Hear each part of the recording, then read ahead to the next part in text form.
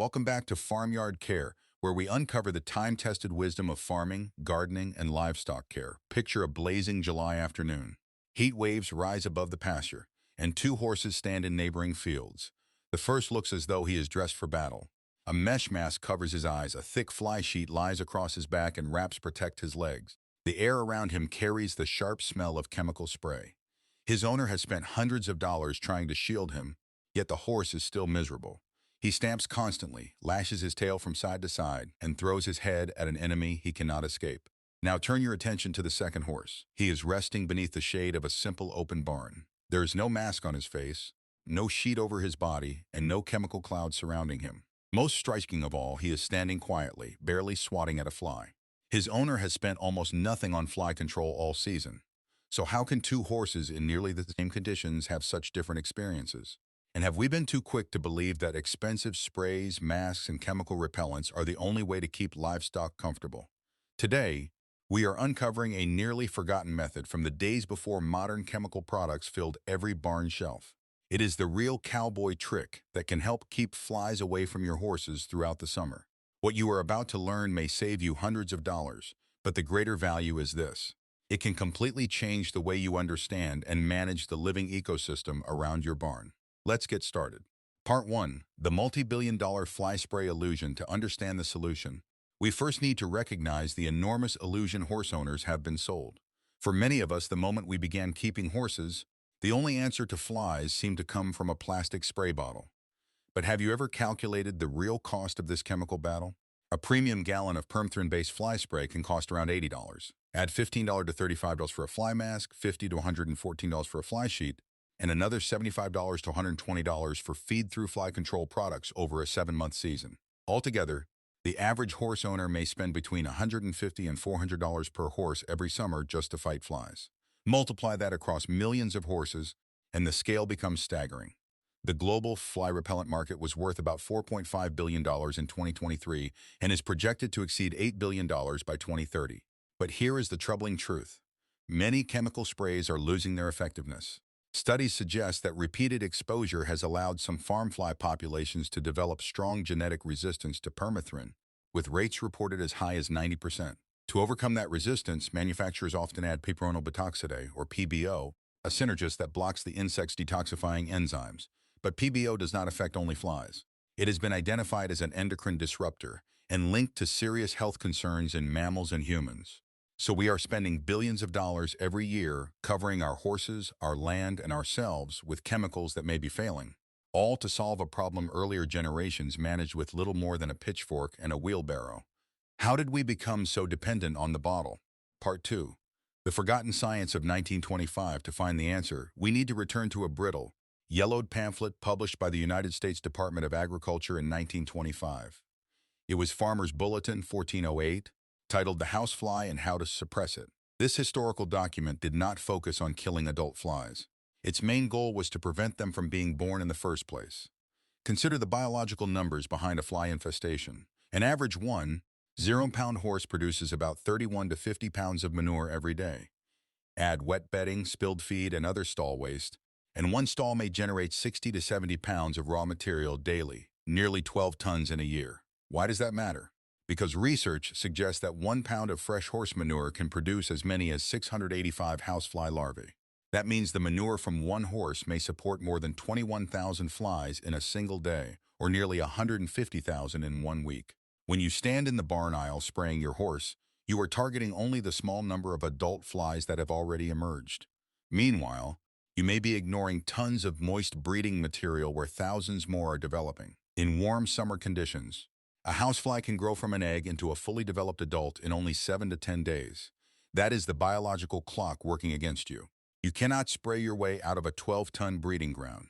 You must interrupt the life cycle before the next generation takes flight. Part 3. The true cowboy trick, the 3 to 4 day rule. So what is the real cowboy trick? It is not a secret potion or a special chemical formula. It is a simple change in your manure management schedule.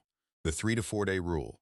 Many horse owners clean stalls every day but allow the manure pile beside the barn to remain untouched. Others drag or clean their pastures only once a week. But remember the fly's biological clock. If a fly can mature in about 7 days, Waiting a full week allows an entire generation to develop before the breeding material is disturbed. To break that cycle, remove manure from stalls, gates, watering areas, shaded resting places, and other heavily used locations every 3 to 4 days. Once the manure is collected, do not dump it into one large, wet mound. That creates exactly the warm, moist environment flies need. Instead, you have two highly effective options. The first is to spread the manure in a thin layer over a dormant pasture, keeping it no more than 1 to 2 inches deep. Sunlight and moving air will dry it quickly. Once the moisture level drops below about 30%, fly development stops because the eggs and larvae need moisture to survive. The second option is hot composting. A properly managed compost pile can reach temperatures between 130 Fahrenheit and Fahrenheit, or approximately 54 degrees Celsius to 60. That natural heat exceeds the survival limits of fly larvae and many equine parasites, effectively pasteurizing the waste. Here is one practical tip. Cover the compost pile with clear plastic instead of black plastic. Clear plastic allows sunlight to pass through and creates a greenhouse effect, trapping heat beneath the surface. That added heat helps destroy developing larvae, while the plastic also forms a physical barrier that prevents adult flies from reaching the manure to lay more eggs. This method costs almost nothing, yet it attacks the fly problem at its source. Instead of chasing adult flies around the barn, you remove the conditions that allow their population to multiply. Part 4. Nature's Tiny Assassins, Fly Parasites and Dung Beetles. You do not have to fight the fly problem alone. Nature has already provided a powerful army of tiny predators, if we stop destroying them. Among the most effective are fly parasites such as Spelungia cameroni and Macidifurax zaraptor. These miniature wasps are no larger than gnats. They do not sting people, and they do not disturb horses. Instead, the female wasp searches through manure until she finds a developing fly pupa. She drills through its hard outer shell and lays her eggs inside. When the wasp larvae hatch, they feed on the developing fly from within, killing it before it can ever emerge. Releasing these beneficial insects about every 3 weeks throughout the summer can greatly reduce the number of flies around your barn and pasture. Then there is the remarkable dung beetle. These hard-working insects bury, break apart, and disperse manure, destroying the moist breeding habitat flies need to reproduce. Unfortunately, many modern fly control practices also harm these natural allies. Chemical feed-through products and strong dewormers, such as ivermectin, can pass through the horse's digestive system and remain active in the manure. Once there, the residues may kill the dung beetles and parasitic wasps that have controlled flies naturally for thousands of years. The products purchased to fight flies can end up destroying the very creatures capable of doing the job for free. You cannot depend heavily on chemical control while expecting nature's fly control army to survive. In the end, you must decide which army you want working on your farm. Part 5. Busting Modern Myths. Pennies, soap, and the danger of garlic. As we move away from harsh chemicals, we must be careful not to replace them with popular internet tricks that are ineffective or even dangerous to our animals. You may have seen people hang clear plastic bags filled with water and shiny pennies around barns to repel flies. The theory is that reflected and refracted light confuses the fly's compound eyes, making it believe a large predator is nearby. It sounds convincing, but research conducted at Texas A&M University found no measurable relationship between these water bags and reduced fly numbers. Flies may have wide, panoramic vision, but their depth perception is poor. They do not interpret a bag of water as a threatening predator. Another common suggestion is hanging Irish Spring soap around the barn. Its strong fragrance may temporarily cover the horse's scent inside a very small enclosed space, but it is not volatile enough to create an effective scent barrier in an open barn. Spraying soapy mixtures on nearby plants can also cause problems. Concentrated soap may damage plant cell membranes, burn foliage, and harm beneficial organisms living in the soil. The most dangerous myth, however, involves feeding garlic to horses. Some owners give garlic powder because they believe it will change the smell of the horse's sweat and repel flies. But garlic can be toxic to horses. It contains N-propyl disulfide, a compound capable of causing oxidative damage to red blood cells. This damage changes the hemoglobin and produces structures known as Heinz bodies. The horse's spleen identifies these damaged blood cells and removes them from circulation. If enough cells are destroyed, the horse can develop Heinz body anemia, a potentially life-threatening condition. Studies indicate that feeding approximately 0.2 grams of garlic per kilogram of body weight, around 3.2 ounces for an average horse, may cause severe anemia within 10 to 11 days. Warning signs can include extreme weakness, a rapid heartbeat, and jaundice. Never risk poisoning your horse internally just to repel insects on the outside. Part 6. Safe, chemical-free alternatives for the tough days. There will still be difficult days, especially during humid trail rides, when your horse needs immediate topical relief. Instead of automatically reaching for strong insecticides, you can consider carefully prepared natural alternatives. One commonly used option is apple cider vinegar, or ACV. Mixing ACV with water may help alter the scent and surface conditions of the horse's skin. Its acetic acid can mask some of the animal's natural odor, making the horse less noticeable to flies and mosquitoes. For stronger support, some owners use essential oils such as citronella, eucalyptus, lavender, or peppermint. These oils are known for their strong scents, but they must be diluted correctly before touching a horse's skin. Essential oils evaporate quickly under the summer sun, so a carrier is essential. Mixing 10 to 15 drops of essential oil into 4 ounces of baby oil before adding water helps hold the scent molecules on the coat longer. The carrier also reduces rapid evaporation and helps prevent the skin from becoming overly dry.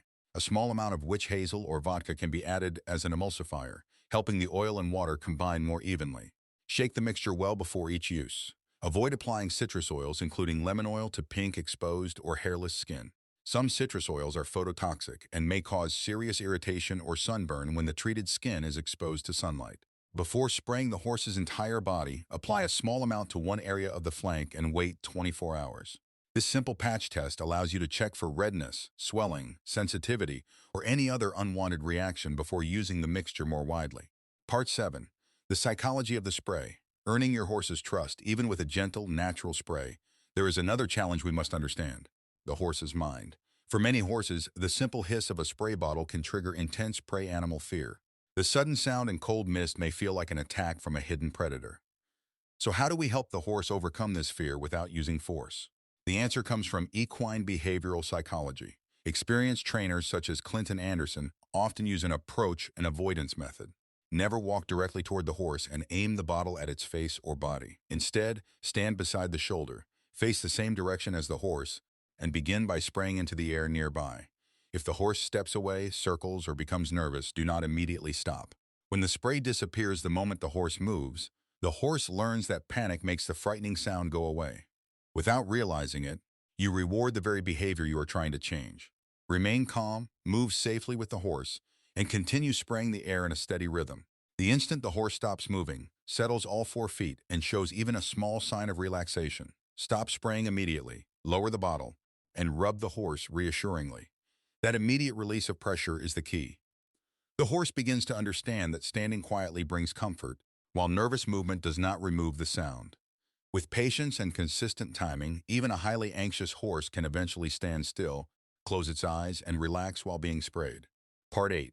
Taking the show on the road, trailer and travel defense. But what happens when we leave the controlled environment of the farm? During summer, a horse trailer can quickly become a moving breeding ground for flies. Confined heat, fresh manure, damp bedding, and nervous sweat create a powerful attraction for insects at fuel stops, rest areas, and showgrounds. The first step is to remove what attracts them. Whenever you stop, clean out fresh manure and wet bedding from the trailer as soon as possible.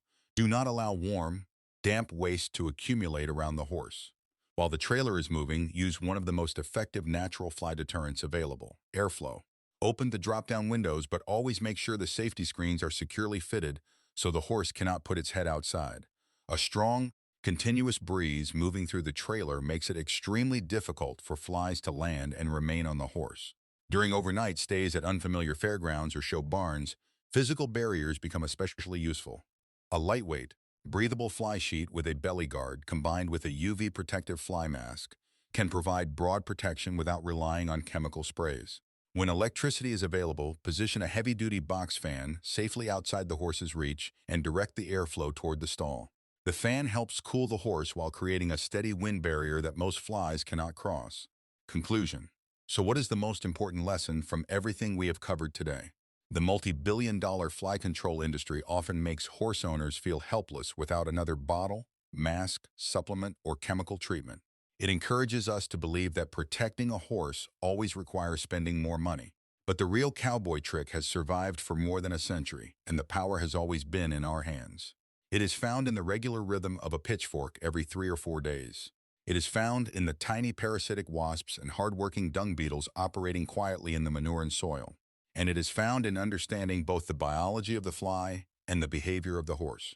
When we stop trying to poison our way out of every problem and begin managing the farm as a living, connected ecosystem, fly numbers fall, horses become more comfortable, and unnecessary expenses begin to disappear. Thank you for joining me today on Farmyard Care. If this video changed the way you think about fly control around your barn, subscribe to the channel, share it with another horse owner, and tell us in the comments, what is the strangest fly control myth you have ever heard? Until next time, keep your hands dirty, your horses comfortable, and your farm thriving. See you down the trail.